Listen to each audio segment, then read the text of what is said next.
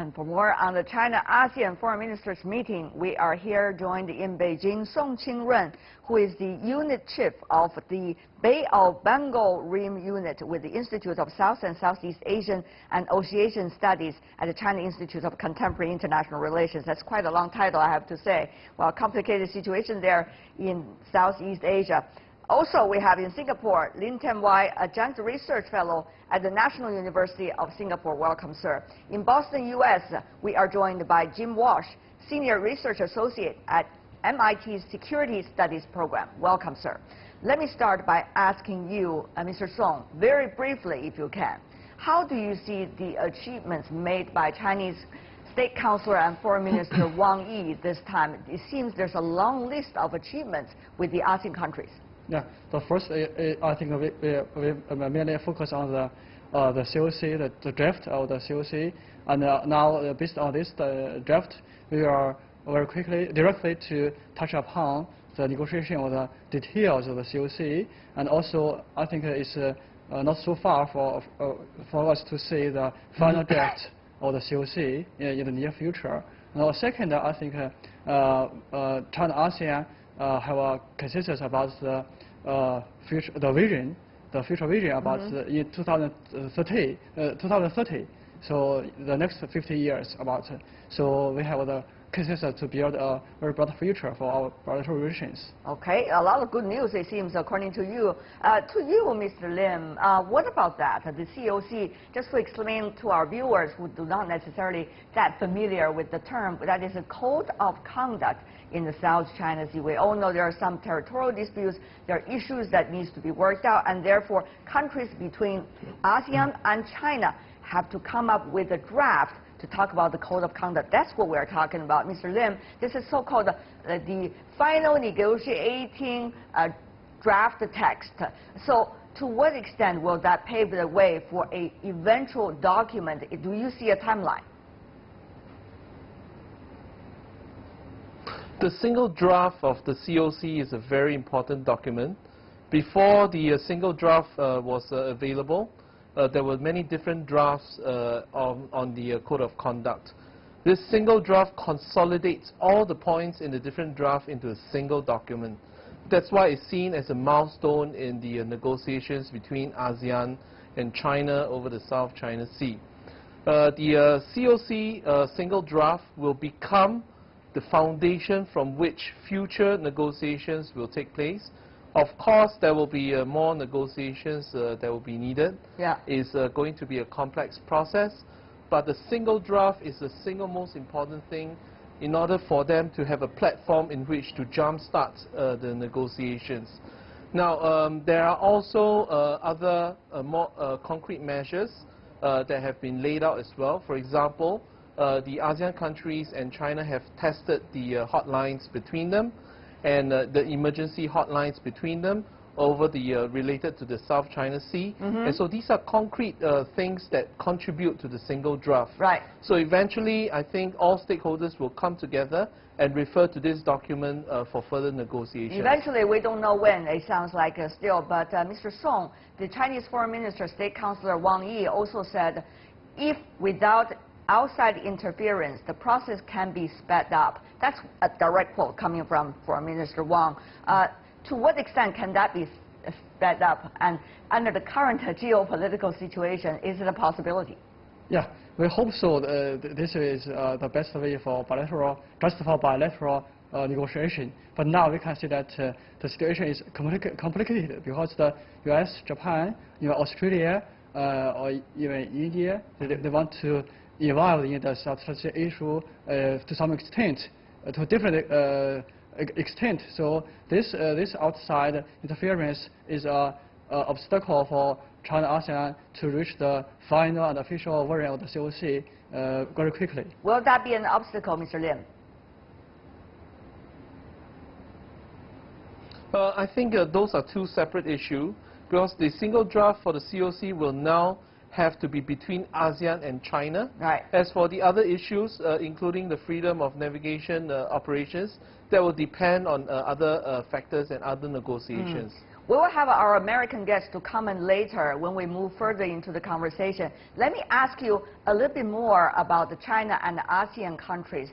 Besides the draft of the COC, we also see the two sides have agreed to have joint military exercise in October.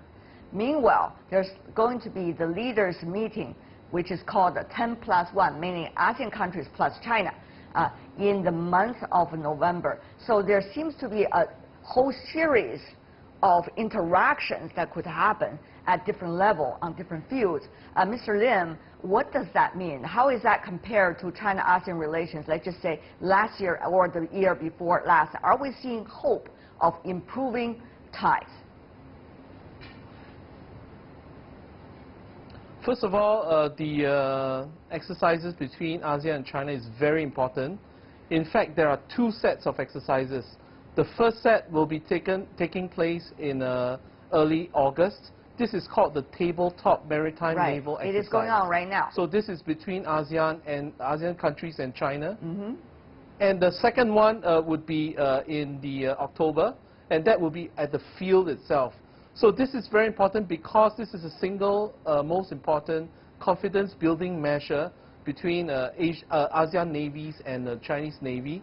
It will help to build confidence and familiarity between the navies of the countries involved and help them to know each other at a personnel level, equipment level, and also be able to work out confidence building in terms of avoiding tensions and avoiding conflicts or accidents. On that, I want to involve Mr. Walsh, Jim Walsh, coming from Boston.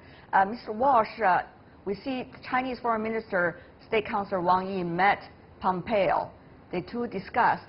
We got some quotes coming from their joint, from their different statements after the meeting. Chinese Foreign Minister said China would like to talk to the United States based on the equal footing and mutual respect. Of course, he's talking about a lot of issues, I guess.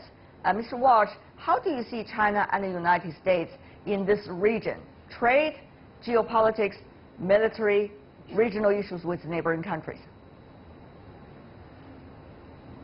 All right. First, let me say, I disagree with you and my colleagues, esteemed colleagues. I think there's a bit of overselling going on with respect to the ASEAN announcements today. I mean, they're positive, they're good, but they're baby steps.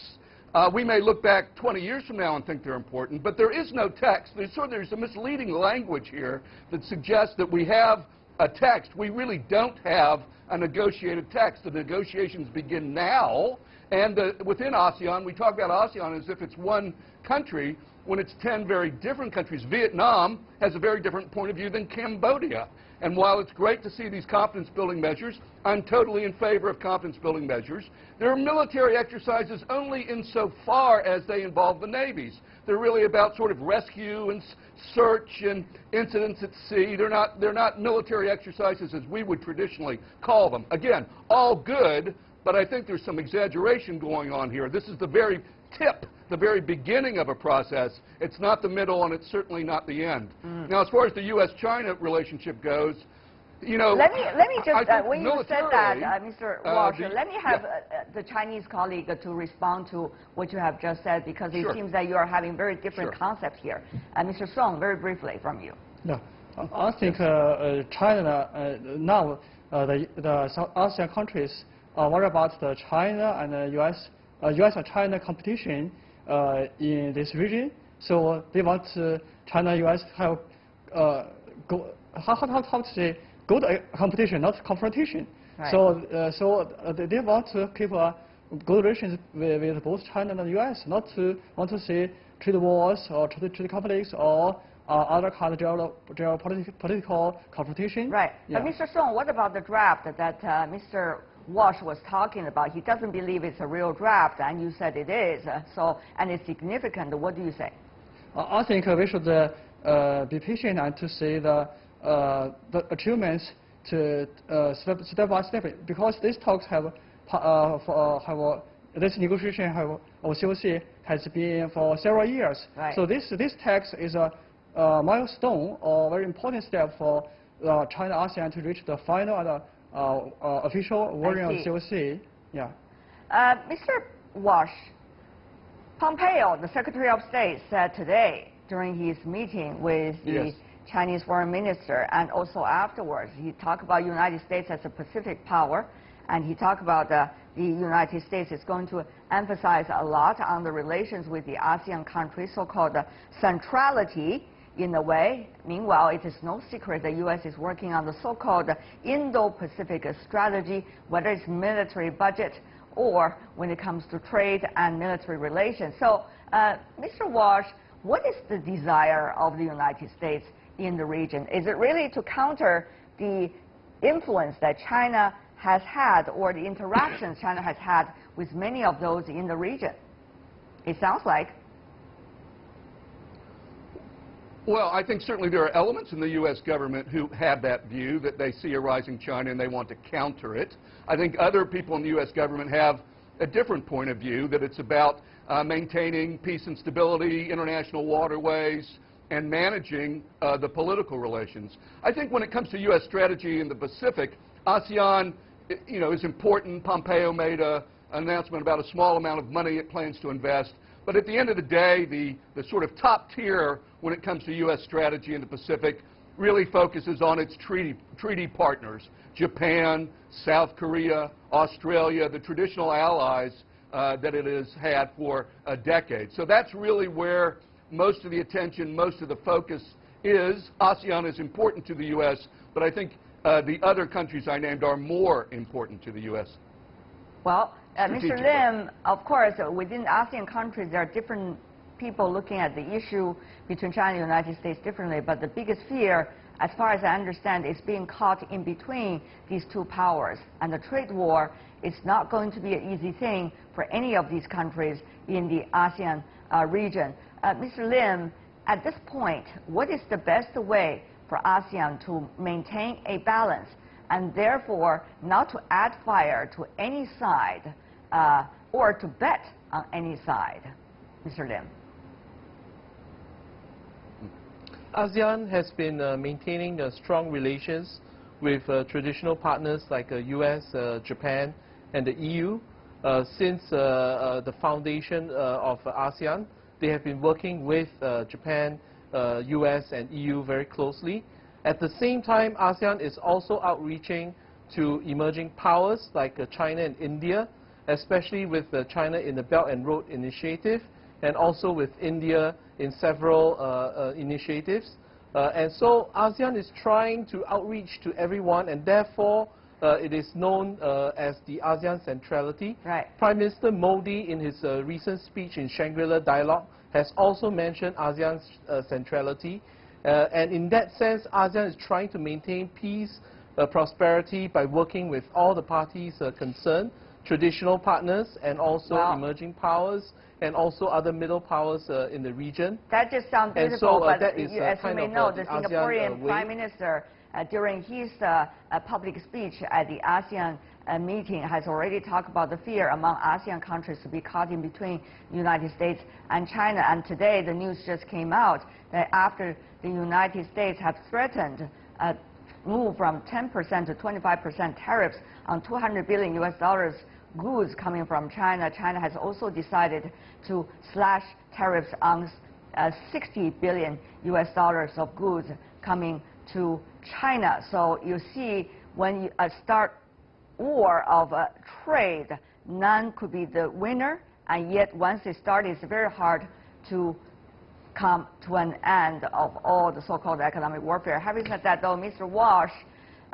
we understand Pompeo prepared to talk about Trump administration's Indo-Pacific strategy and a vision for, he called, a open, transparent, rules-based region after the U.S. pronounced a plan to spend more than $100 million. That's about $1.13 million in a way, to infrastructure in the Indo-Pacific region. The money is only a small slice, according to the numbers we see from other countries investing in the region. But it seems that the U.S. just want to have a role that the others are also having, even though that is a role the U.S. ignored earlier as the U.S.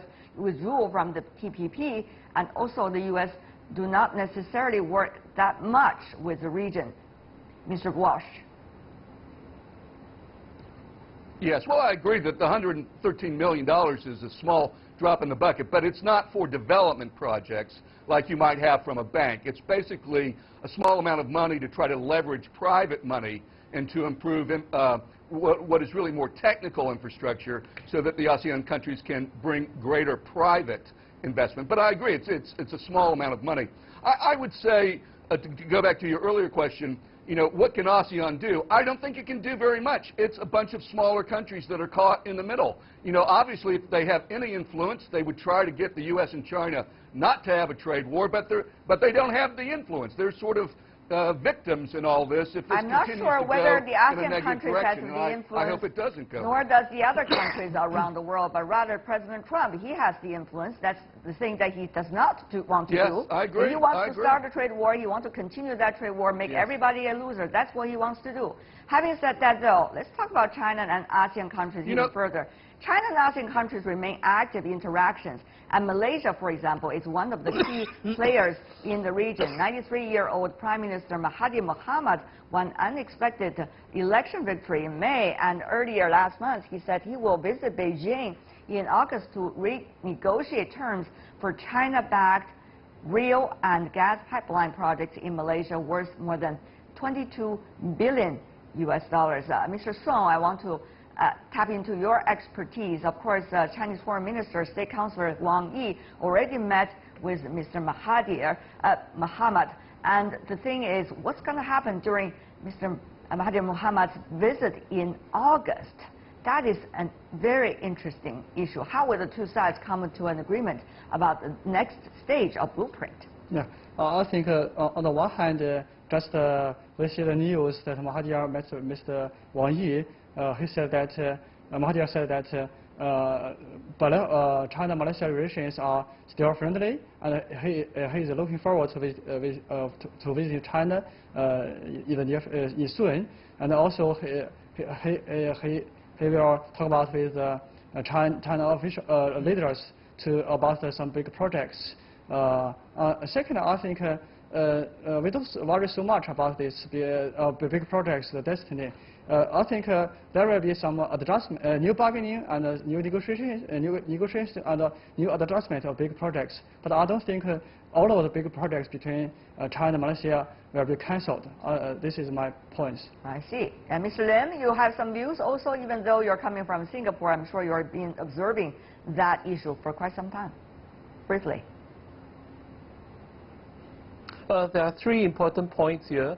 Prime Minister Mahathir mentioned that he will review the projects. So the outcome of the projects is still unknown, and this is probably dependent on the second point, which is the outcome of his visit to Beijing. And this requires a lot of analysis. But the third point, which is less often mentioned, is that he has appointed Mr. Robert Quak to be an advisor on China. Mr. Quak is, of course, very familiar with China. He's a billionaire based, a Malaysian billionaire based in Hong Kong. And so he's going to be some kind of contact or bridge between Malaysia and China.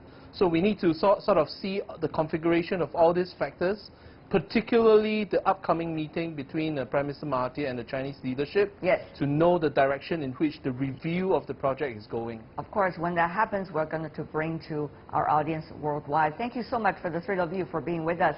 Song Qingrun, Lim Ten Wai, and Jim Walsh. Really appreciate it. And you're watching World Insight.